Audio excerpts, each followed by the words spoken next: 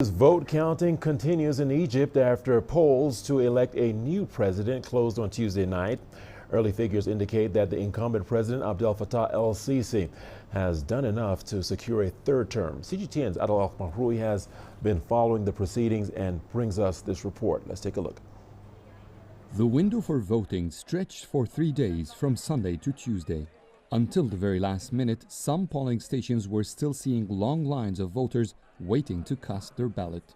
In a region perhaps not renowned for democracy, many people felt proud to be able to exercise their right. I didn't have time to come earlier to vote, but I wanted to vote. So I took the opportunity when my kids had sports training and left them to come here.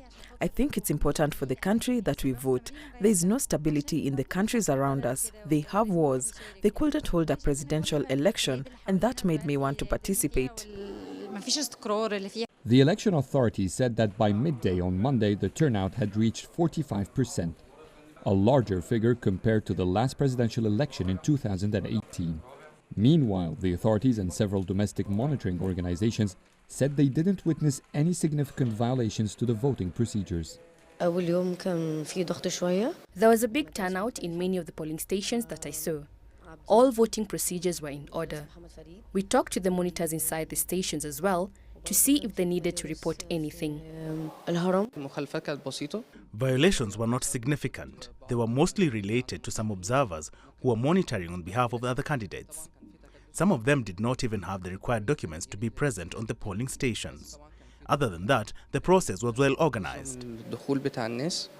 The entire voting process was manual. Once a polling station was closed, election officials moved to a local hub to add up the results of each district. Results coming out from several polling stations overnight had support for President Abdel Fattah el-Sisi ranging between 80 to 95%.